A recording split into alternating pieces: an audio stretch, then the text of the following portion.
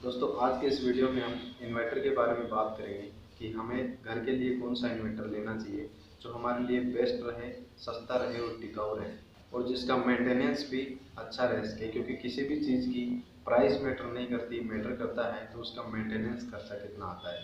तो low maintenance पे हम इन्वर्टर देखेंगे। नमस्कार दोस्तों, मेरा नाम अंकित, आप देख रहे हैं जंप इलेक्ट्रिक सॉल्यूशन। चलिए शुरू करते हैं।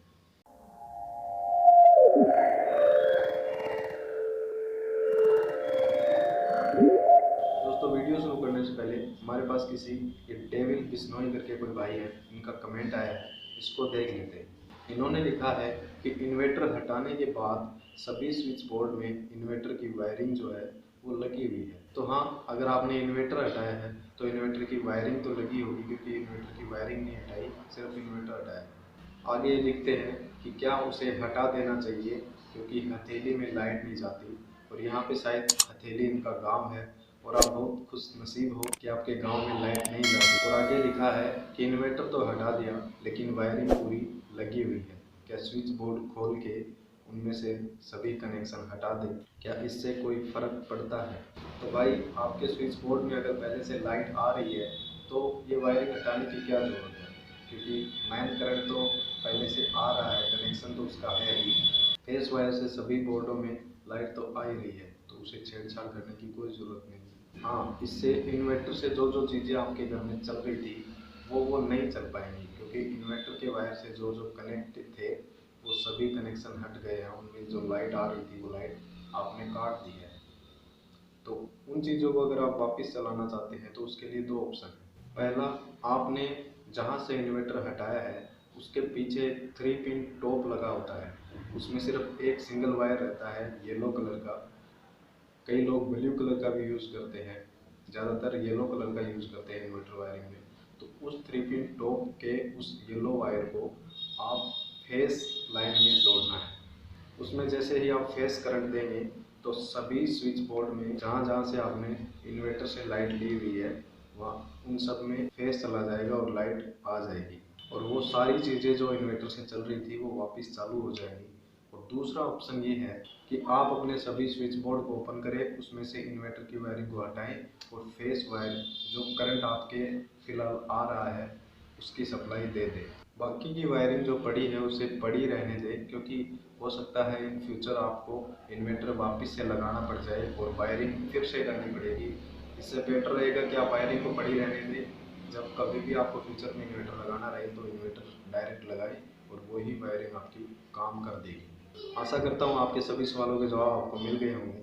अगर और कोई कन्फ्यूज़न आपको हो तो पूछ सकते हैं। तो अभी वीडियो के मेन टॉपिक पे आते हैं कि हमें इन्वर्टर कौन सा लेना चाहिए।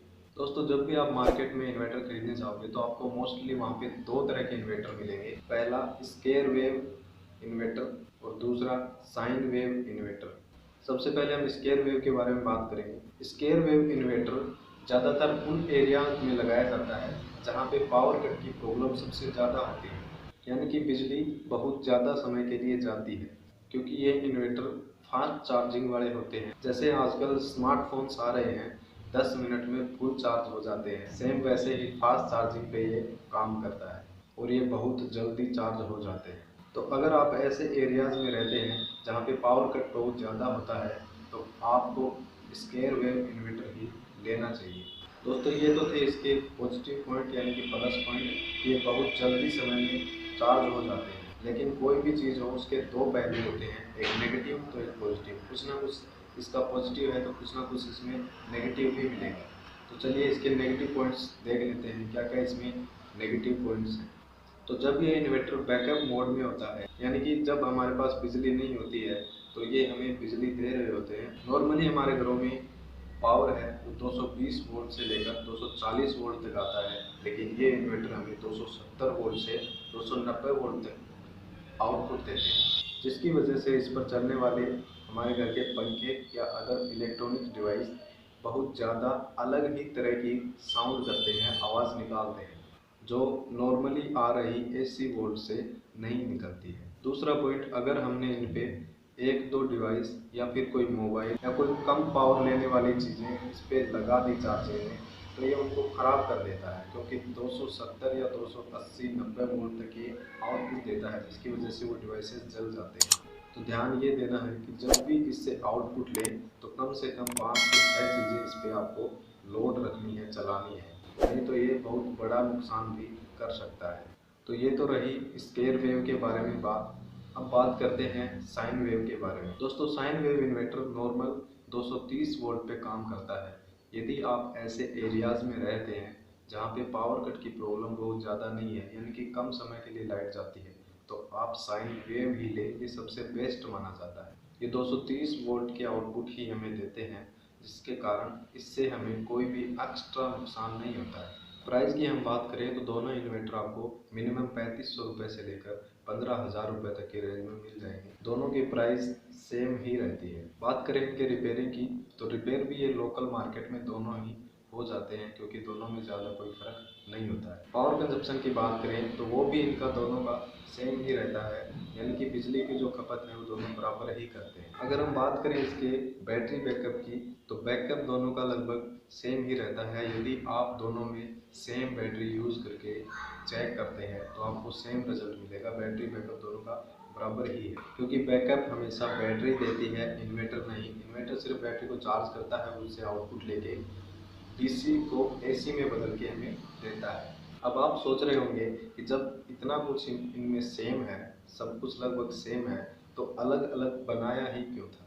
तो दोस्तों, स्क्वायर वेव जो इन्वर्टर है, ये जो घूमने वाली चीज़ें होती हैं, यानी कि जिन चीज़ों को चलाने में घर्षण बल पैदा होता है, जैसे कि पानी की मोटर है, ऐसी ही चीज़ें चलाने के लिए इसे बनाया गया है। और sine wave inverter home appliance को चलाने के लिए बनाया गया था। लेकिन स्क्वायर वेव में फास्ट चार्जिंग के ऑप्शन होने के कारण लोग इसे घरों में भी यूज़ करने लगे, और इसको ज़्यादातर उन्हीं एरियाज में यूज़ किया जाता है जहाँ पे पावर कट बहुत ज़्यादा रहता है। दोस्तों, साइन वेव और स्क्वायर वेव का जो ग्राफ बनता है उसके बारे में फिर कभी बात करें। और अगर आपको आपके घर के लिए इन्वर्टर लेना है तो सबसे पहले आप अपना पावर कट देखें, पावर कट के हिसाब से आप अपना साइन वेव या स्क्वायर वेव इन्वर्टर ले लें।